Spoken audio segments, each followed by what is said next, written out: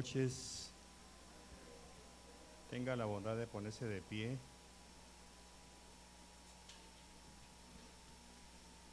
Señor, muchas gracias por permitirnos reunirnos una vez más.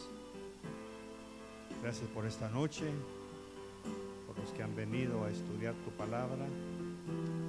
Gracias por permitirnos estudiar una porción más de lo que tú quieres para nosotros. Muchas gracias por abrirnos tu escritura, por permitirnos ser enseñados por tu Espíritu Santo. Ponemos nuestro corazón, nuestras almas, nuestras vidas a tus pies para que tú nos hables y nos enseñes. Gracias por transformar nuestras almas, por transformar nuestra iglesia, nuestra congregación, para que seamos ejemplo, para que seamos luz y sal en medio de los lugares donde nos has puesto. Gracias por esta noche, por los que vienen en camino. Gracias por guiarnos con tu santa verdad que es tu palabra. Te bendecimos, Jesús, y gracias por todo. Gracias, Señor, en el nombre de Jesús.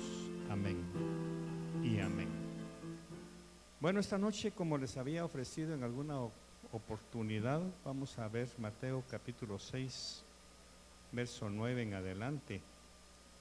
Verso 9 y 10 son dos versos nada más.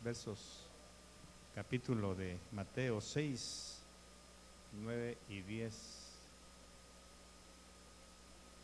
Vamos a hablar de la reforma de la iglesia y su propósito.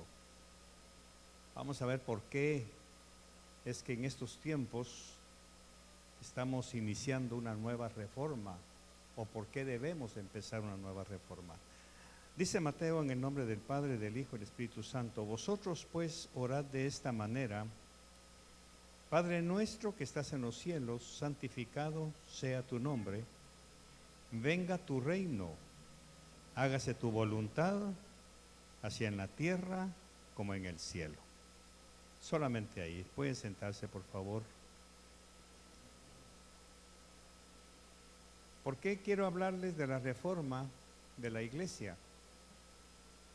Pareciera que voy a tocar un punto que muchos podrán decir, bueno, pero ¿qué tiene que ver eso con nosotros? Con reformar la iglesia, ¿verdad? Pero es que a través de los tiempos, muchos grandes siervos de Dios, levantados por el Señor, han tratado de reformar la iglesia.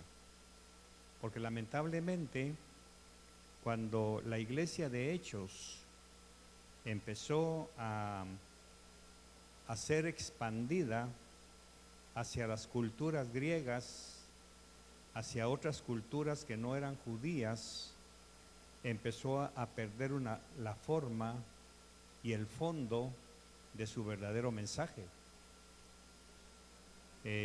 Con el tiempo, los romanos fueron tomando preeminencia y fueron naciendo mezclas, idolatrías, paganismo. Hubo una mezcla de religiones romanas, griegas, escandinavas incluso. Empezó el cristianismo a perder su sentido. La iglesia se fundó exactamente para hacer luz y sal a los gentiles, porque la iglesia original eran judíos. Todos los 12 apóstoles, los 120 eran judíos. Y entonces hay unos tremendos problemas cuando Pablo va a predicar a un lugar, cuando Pedro entra a la casa de Cornelio, el Espíritu Santo cae sobre los gentiles, se forma un cisma, lo mandan a llamar a Jerusalén. Y ¿qué estás haciendo comiendo con gentiles? Si la salvación es solamente para los judíos. Y usted lee perfectamente las palabras de Pedro cuando dice: ¿qué podía hacer yo? Yo estaba ahí cuando el Espíritu Santo cayó sobre ellos. O sea que el Espíritu Santo también es para los gentiles. Entonces vayan a predicar, le dicen a Pablo y a Silas, vayan a predicar a los gentiles. Solo no se olviden, no les exijan que se circunciden, solamente no se olviden de los pobres. Ahí está la ordenanza: no se olviden de los pobres y de nosotros en Jerusalén, porque en ese tiempo Jerusalén había caído en una pobreza terrible. Recuerde Tito había destruido el templo, y al destruir el templo hubo una fuga terrible de ciudadanos, y se quedó un puchitío viviendo de la miseria. Por eso es que las iglesias de Corinto, de todos ellos, enviaban sus ofrendas anuales a Jerusalén para ayudar a los que se quedaron viviendo ahí, que eran Juan, Jacobo, Pedro, con las columnas que se llaman. ¿Me está siguiendo? Vemos una iglesia con picos y valles, y vemos hombres que trataron de reformar esto que llamamos iglesia. Yo espero que ustedes vean lo que yo veo, mis queridos hermanos, que una vez más la iglesia ha perdido su pureza, se ha diluido el mensaje prioritario, se ha separado de su centro, y eso es lo que la iglesia de hoy ha hecho. Vamos a necesitar una nueva reforma de la iglesia, pero no eclesiásticamente, como lo hemos conocido. ¿Qué fue lo que pasó? Que cuando la iglesia se mueve de su centro, todo lo demás se desmorona. Cuando quitamos a Jesús del centro y lo hacemos a un lado, lógicamente todo lo demás, como efecto dominó, moral, espiritual, material, financiero, matrimonial, familiar, todo se pierde. Porque dice la palabra, lo que ya había leído, que todo depende de su palabra. Y al decir todo, es todo. Nuestra conducta social, nuestra conducta matrimonial, familiar, profesional. Entonces, ¿qué es lo que necesitamos en estos tiempos? Para que la palabra pura del evangelio no se pierda y vuelva a ser la sal y la luz, necesitamos volver a lo que Jesús dijo que somos. Debemos volver a los inicios. ¿Y cuáles son los inicios de la iglesia? Está resumido en una sola frase. El que quiera seguirme, arrepiéntete, toma tu cruz y sígueme. Voy a repetirlo. El centro del evangelio es arrepentirse, tomar la cruz y seguirlo. Ese es el centro. Pero ¿qué pasó? Que la iglesia perdió ese centro. Eso es lo que el evangelio expositivo tiene que predicar. Pero ¿qué predica hoy la iglesia? Ya lo dije en alguna ocasión. Predica un evangelio de aceptación, un evangelio selectivo. Nosotros, y me voy a incluir, nosotros los pastores, el domingo buscamos mensajes que nos agraden. Por eso es que yo he estudiado esto y me he dado cuenta que los únicos mensajes que se predican los domingos están basados en el Evangelio de Mateo capítulo 5, en donde están todas las bienaventuranzas. De ahí no se mueve. Y como los judíos que estudian la Torah cada año, el domingo, en los 52 domingos se termina Mateo y volvemos nuevamente a Mateo. ¿Por qué? Porque no se tocan las epístolas de Pablo, no se tocan las cartas a Timoteo, no se tocan las cartas a Filemón, no se habla del ser humano como tal, sino solamente se siguen buscando mensajes selectivos. Por eso usted va a entender que cuando se da la palabra, los mensajes expositivos, verso por verso, libro por libro, mensaje tras mensaje, a la iglesia no le gusta. Estoy hablando de la iglesia como tal. Entonces dice, no, aquí le tiran mucho a uno, es que aquí son muy duros, es que aquí lo avergüenzan. Y no es que se le avergüence, es la palabra la que está a una nueva reforma, está reformando a la iglesia, pero ya no el edificio, ya no la parafernalia, está reformando a los que componen la iglesia. Y es eso lo que el Espíritu Santo me ha indicado que va a ser esta nueva etapa post-pandemia. Por eso incluso los mensajes que mi esposa está predicando de fe, aunque es la misma palabra fe, pero estoy viendo que está yendo un paso más adelante. Está recibiendo revelación un poquito más adelante de lo que predicamos o de lo que conocíamos antes de la fe. Y les advierto, vienen mensajes de fe un poco más fuertes para que realmente nosotros confrontemos nuestra propia enseñanza individual. Entonces, ¿qué fue lo que pasó? Que la iglesia empezó a perder lo que no nos gusta y empezamos a predicar lo que nos gusta. eliminar lo que no es agradable de la palabra.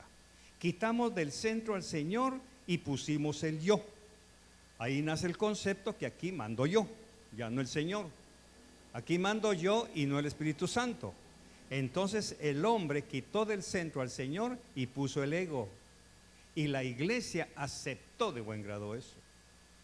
La iglesia se empezó a corromper porque para poder captar fondos, en lugar de enseñar la verdad del diezmo, la ofrenda y la siembra, empezó a vender no indulgencias, sino empezó a vender rifas.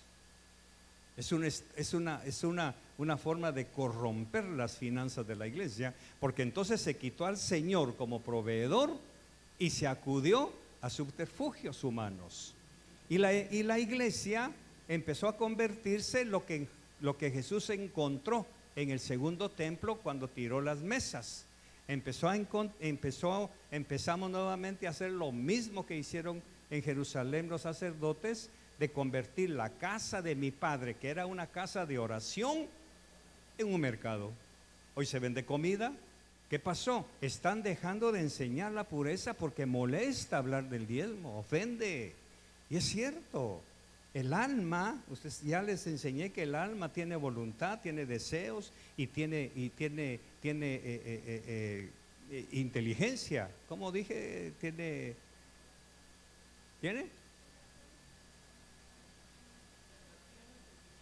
Exactamente. Entonces, cuando al alma se le toca eso, lógicamente dice, allá van con el dinero, pero sí pueden comprar 4 o 5 platos de comida. Y entonces se pregona, se enseña. Entonces, ¿qué pasó? Que la iglesia quitó al Señor como proveedor y ella misma se inventó sus propios métodos y rifas y esto y lo otro. Y eso sucede porque la gente no está leyendo la palabra. No sé si ya los aburrí. Bueno, sigamos entonces. Ya voy a llegar a donde realmente nos toca. Entonces, la pregunta que debemos hacernos nosotros es: ¿para qué soy cristiano? Para que el Señor, mire, la respuesta normal de cualquier congregación, y tengo que hablar así con todo respeto porque es parte de mi responsabilidad. ¿Para qué soy cristiano? Para que el Señor me ayude, me sostenga, me prospere, me libere de deudas y me sane. Todo gira en torno al yo y todo se sale del centro. La oración misma ha perdido poder porque pedimos solo para nuestras necesidades. Tanto que de broma o de burla ya hemos dicho: Señor, dame, sáname. Y incluso hasta de chiste se ha convertido y nadie rechaza eso porque es una verdad. Entonces todo gira en torno al yo. La oración misma ha perdido poder porque pedimos solo para nuestras necesidades. Y la oración no está para eso. ¿Para qué está la oración? Regresemos nuevamente a Mateo para que veamos cuando Jesús dijo: y ustedes oren así. Y nos da la oración: Padre nuestro que estás en los cielos, santificado sea tu nombre, venga tu reino, hágase tu voluntad, así en la tierra como en el cielo, o como se hace en el cielo, que se haga en la tierra. Pero ese en la tierra no es en la tierra, es en esta tierra, que se haga su voluntad aquí. Y esa es la última reforma que el Espíritu Santo va a traer con nosotros, o para nosotros, o corrijo, para aquellos que realmente estén navegando en esas dos aguas. ¿Cuál es la verdad de la iglesia? ¿Para qué fue fundada? ¿Para qué nací? ¿Para qué el Señor me implantó en la iglesia? La televisión está saturada de historias de la Biblia: el evangelio de Judas, el evangelio de Enoc, el evangelio de fulano, de sutano, y nadie habla del evangelio de Cristo. Y la mayor audiencia son esos programas. ¿Qué es lo que está pasando? No estudian la palabra, porque no nos damos cuenta que realmente seguimos con la misma ignorancia escritural. Sin embargo, la iglesia ha entrado en ese proceso. La única manera de explicar la razón de la creación del hombre es con la palabra de Dios. ¿Y dónde está? En el principio. Entonces, ¿cuál es la razón para que vivamos? Aquí está la respuesta. que fue lo que se perdió totalmente en estos siglos, en estos 6, 7 siglos anteriores a nosotros. ¿Cuál es la razón para que vivamos? Para darle forma a un cuerpo, al cuerpo de Cristo a través de la iglesia, para hacer luz y sal para el mundo perdido en el que vivimos, para que la gente sienta sed de ser como nosotros, que se inquieten, que se pregunten, ¿y ustedes qué tienen que son tan diferentes? ¿Y ustedes por qué no hacen esto? ¿Y ustedes por qué no celebran esto? Esa es la razón del por qué nosotros vivimos y somos cristianos. Porque Dios sabe que este mundo está perdido y entonces entre los perdidos Dios nos ha escogido para que seamos anunciadores del Evangelio de Cristo. Primero el Señor envió a su Hijo Jesús para salvarnos, redimirnos, y aquí viene lo que se dejó de enseñar, transformarnos. Entonces resulta que hoy somos redimidos, estamos escritos en el libro de la vida, pero no transformados. Y eso es lo que el Espíritu Santo nos está pidiendo hoy por hoy, que lo dejemos transformarnos, que es el tercer nivel de la salvación. No podemos ser transformados si no somos salvos. No podemos ser transformados si no somos redimidos. Redimido quiere decir comprado. Fuimos comprados con la sangre de Cristo. Y entonces el tercer nivel es transformar al hombre. Esa es la transformación de la iglesia. No un edificio, no una manzana, ni nada de eso, sino el ser humano que forma parte de la iglesia. Y eso es lo que nos está haciendo falta hoy en día. Y Dios lo va a hacer, nos guste o no nos guste. Aquí es en donde muchos se van a quedar fuera, porque tienen el paradigma pasado de que ser salvo y redimido es todo lo que se necesita para llegar al cielo. El hombre fue creado con un propósito: anunciar la presencia de Dios en la tierra. Por eso él dijo: vosotros sois nación santa, pueblo escogido, real sacerdocio, para anunciar las virtudes de aquel que nos llamó de las tinieblas a su luz admirable. Pero hoy estamos viendo que la iglesia no está anunciando las virtudes del Señor, sigue viviendo con su propio yo. Entonces, la otra pregunta que se hacen los grandes filósofos: ¿para qué vino Jesús al mundo? Ya lo dijimos antes: para obedecer la palabra del Padre y darle al hombre la libertad de escoger entre la vida eterna y la muerte eterna a través de la muerte en la cruz. Eso fue lo que dijo el Señor en Deuteronomio. Aquí está la maldición y la bendición. Yo quisiera que escogiera la bendición, pero tú eres libre. Aquí está el monte Ebal y el monte Gerizim. Tú escoges. A mí me gustaría que escogiera la bendición. Pero hoy el hombre, incluyendo la iglesia per se, ha escogido la maldición. Por eso hay tanta pobreza dentro de la iglesia. Por eso hay tantas familias desintegrándose en la iglesia. Por eso hay tantos hijos solos, hay tantas madres solteras dentro de la iglesia, cosa que nunca debió suceder. ¿Por qué? Porque la Escritura nos da perfectamente el orden creado por Dios para honrar su nombre. Entonces, en el momento en que la iglesia quitó al Señor y puso el yo del hombre, todo se desplomó. Bueno, eso fue lo que le dijo el Señor a Pedro, que él había venido a cumplir toda la Escritura. Ahora, ¿qué necesitamos para llevar a cabo ese plan? ¿Qué necesitamos? Solamente dos ingredientes: la salvación y la santidad. Un salvo tiene inmediatamente, nace en su corazón el deseo. No, voy a corregir. En el salvo debe nacer inmediatamente el deseo de ser santo. Porque el mandamiento dice: sed santo porque yo soy santo. Esto no se lo pide Dios al gentil, se lo pide exclusivamente al que ha salvado. Porque la santidad es un fruto de la salvación. No para ser salvo, porque es salvo debe ser santo. Pero aquí tenemos otro problema, que es la santidad. Entonces, ¿qué se necesita? Salvación y santidad. Pero aquí la iglesia aflojó el mensaje y ya no enseñó la santidad, ya no la enseñó. Por eso es que hoy tenemos nuevamente a mucho pueblo cristiano que no parece cristiano. Tenemos conductas que no tienen nada que ver con el cristianismo. Tenemos hábitos y comportamientos que riñen con lo cristiano, porque ya no se habló de la santidad. Precisamente, ¿por qué? Porque la santidad se depravó y se convirtió en algo externo. Y le voy a decir algo que voy a predicar más adelante, pero solamente se lo voy a decir en un segundo. La santidad no es un aspecto solamente, la santidad es una persona. Se lo dejo para que lo asimile. Cuando yo tengo a esa persona dentro de mí, automáticamente tengo la santidad por dentro, que se tiene que ver por fuera. Todos mis actos físicos van a revelar lo que yo tengo internamente. Entonces la santidad es Jesucristo. Él es el santo de los santos. Él es el santo por excelencia, porque Él es el Dios. Entonces cuando Él entra a mi corazón, no entró Jesús, no entró el colocho ni el Señor, entró la santidad. Y cuando usted ingresa en su comida un pan, ¿en qué se convierte ese pan?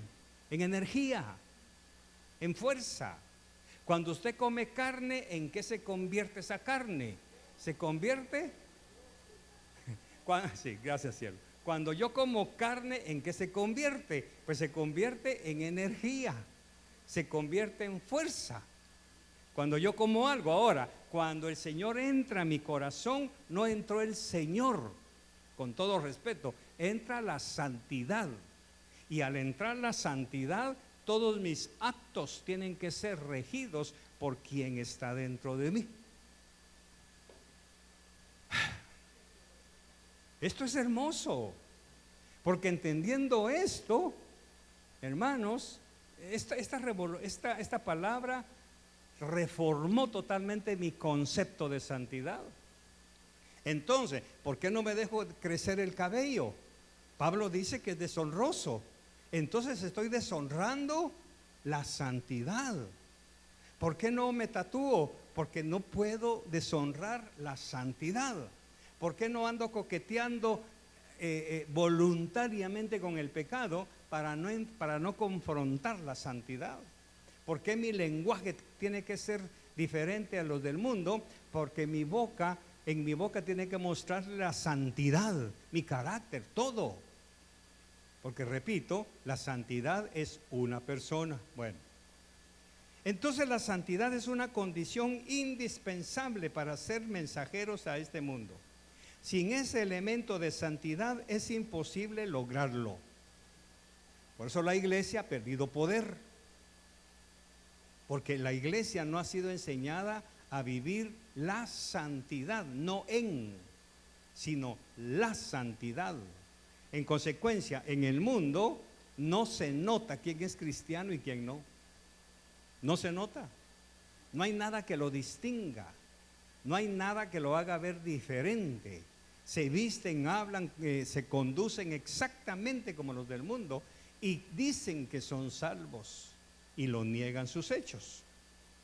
Sin ese elemento de santidad es imposible lograr impactar nuestra sociedad.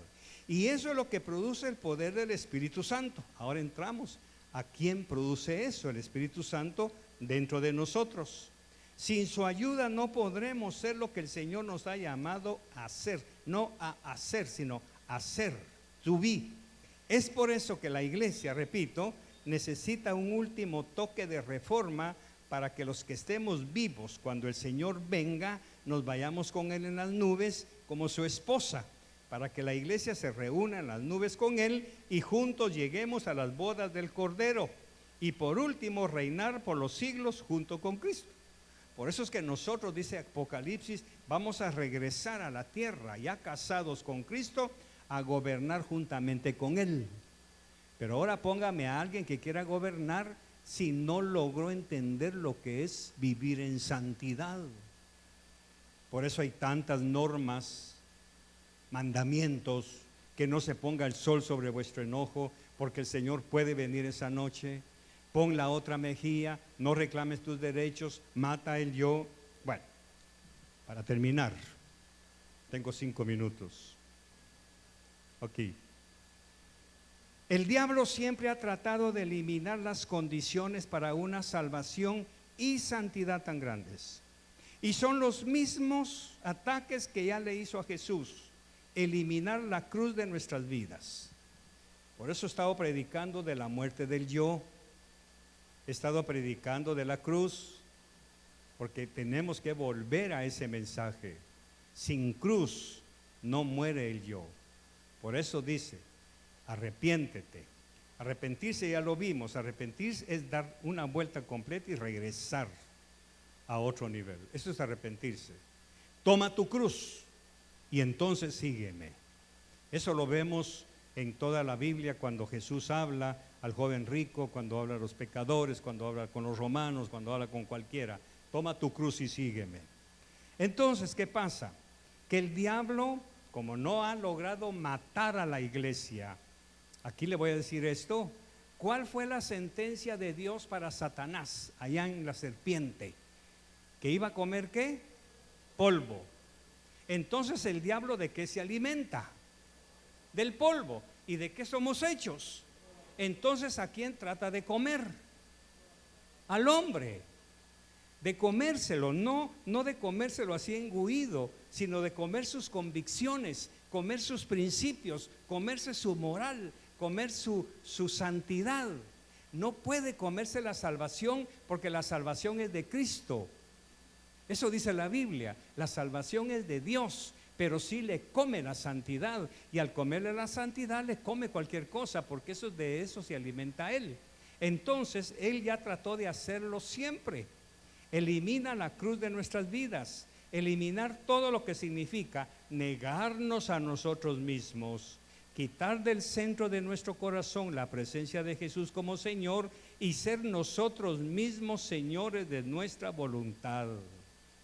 Eso es todo lo que está afectando a la iglesia.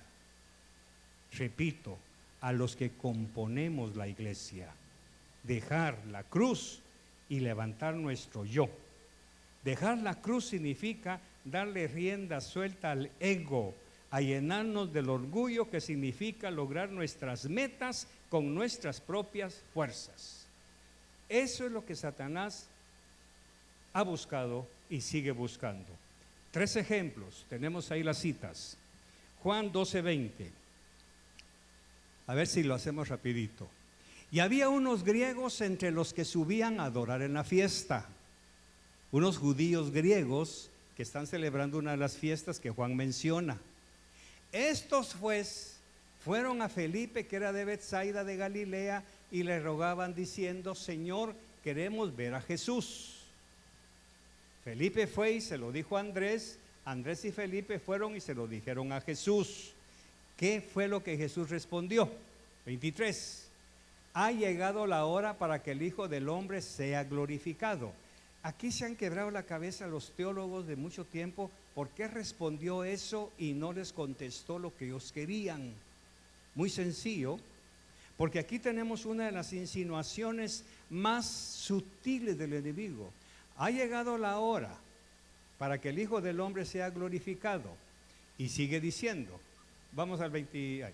En verdad os digo que si el grano de trigo no cae en tierra y muere, que es él, si es él como grano, no muere y cae en tierra, queda solo, pero si muere produce mucho fruto.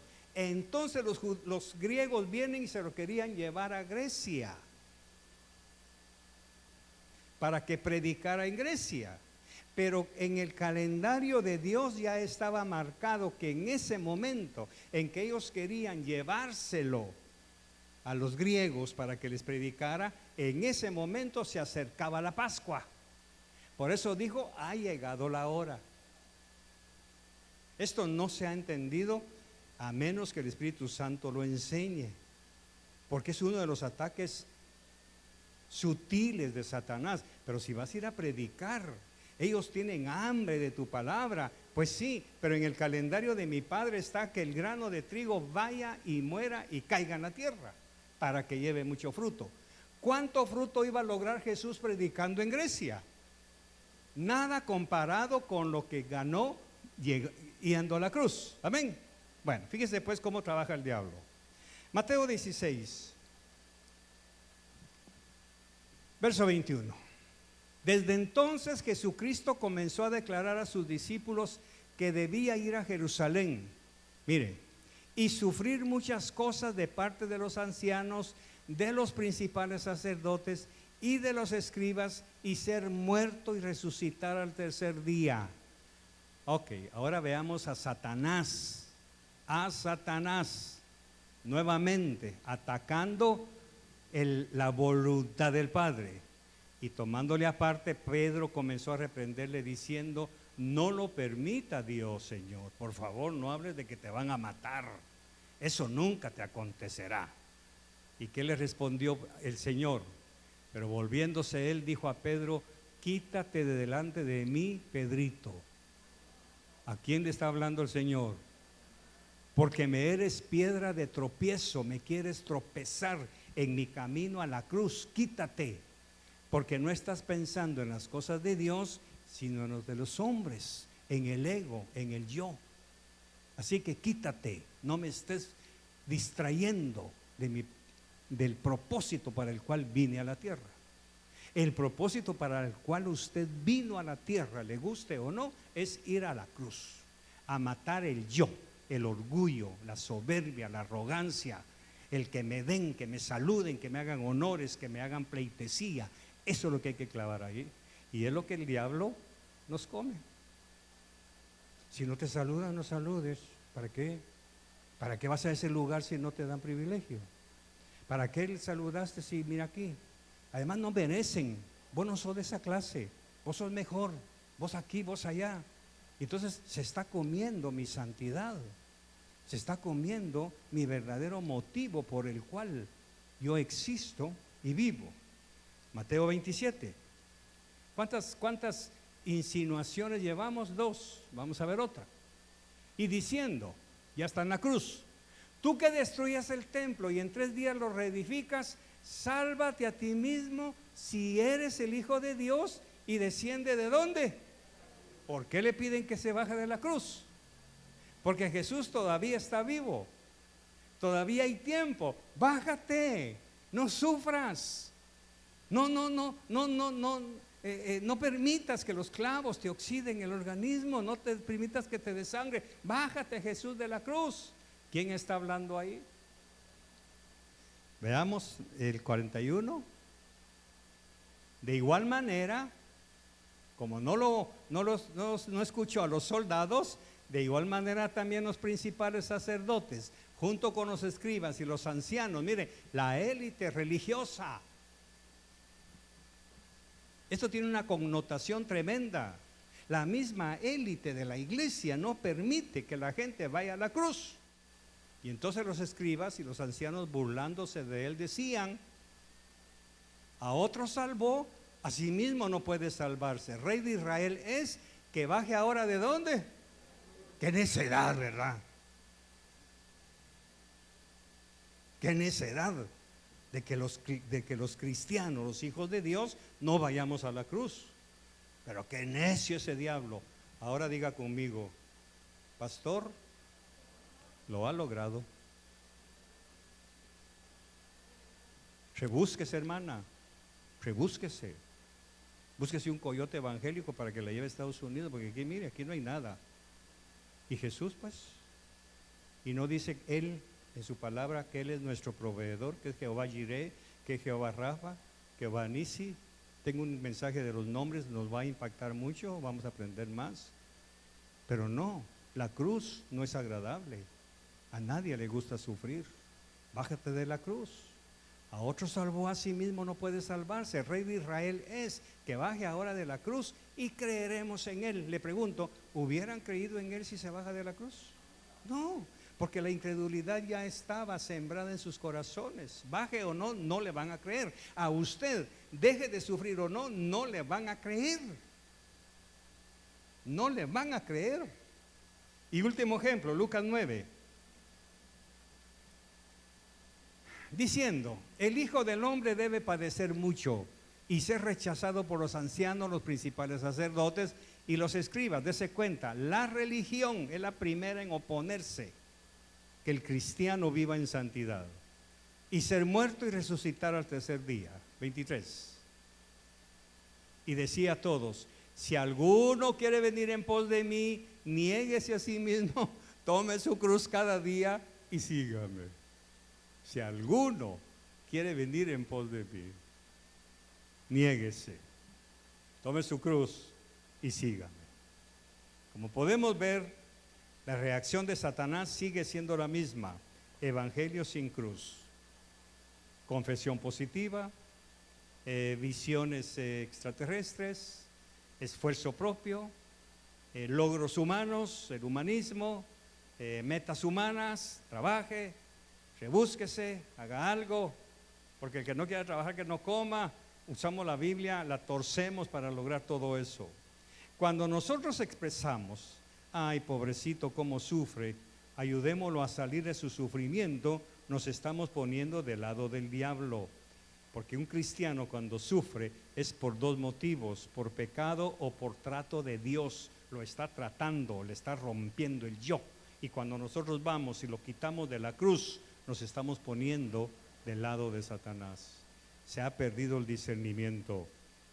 Ese es el evangelio selectivo.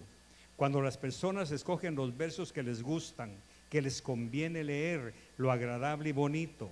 Eso es lo que la iglesia necesita redireccionar. Y yo creo que estamos en los tiempos en que una nueva reforma espiritual viene sobre nosotros. Por eso algunos ya no van a regresar, porque saben, presienten que al regresar van a tener que encontrar mensajes nada agradables a la carne. Esa es la razón.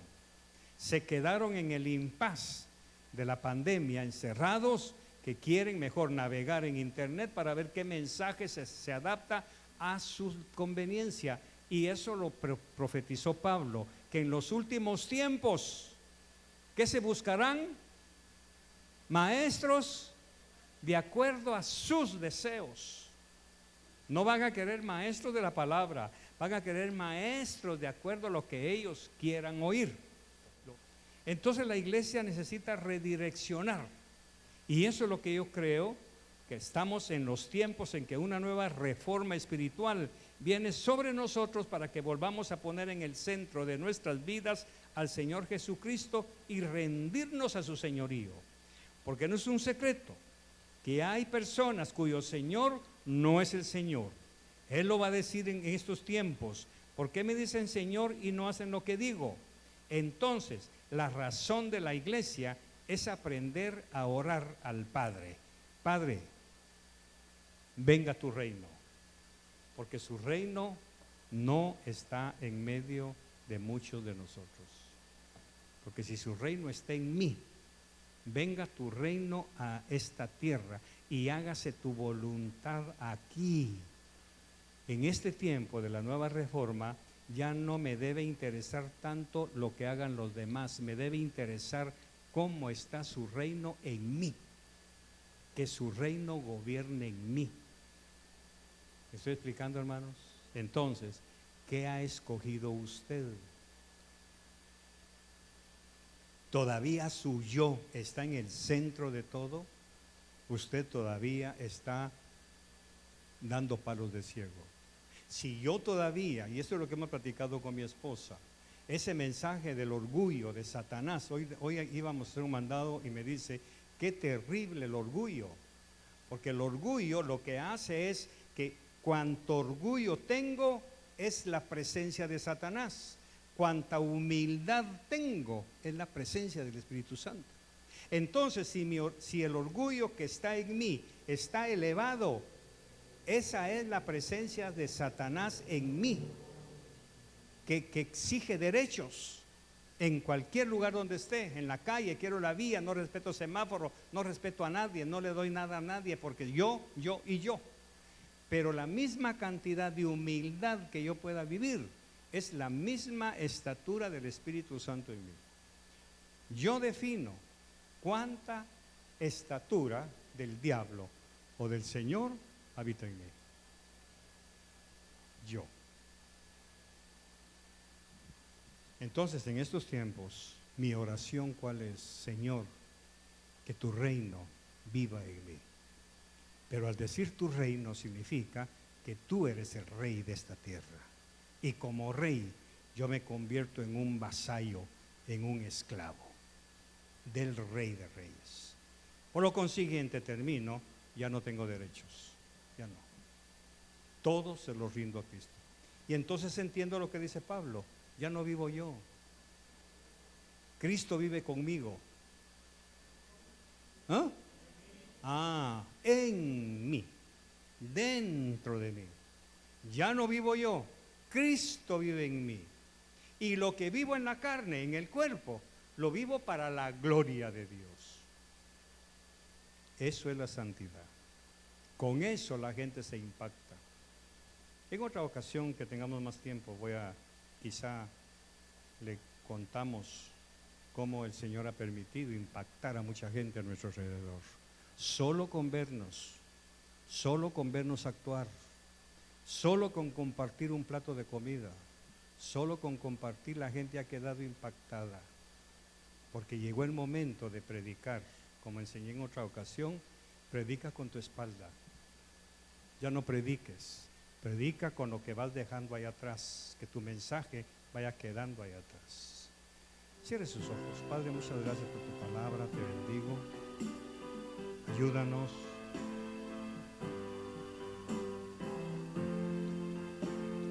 a asimilar estas enseñanzas y que esta última reforma de tu iglesia se haga realidad en nuestras vidas. A ti ya no te interesa, Señor, reformar edificios, doctrinas, principios, creencias. Ahora lo que te interesa es reformar a tu esposa, reformar a tu pueblo, reformar a tu iglesia. Llévanos en paz a casa. Muchas gracias por tu bondad en el nombre de Jesús. Amén y amén.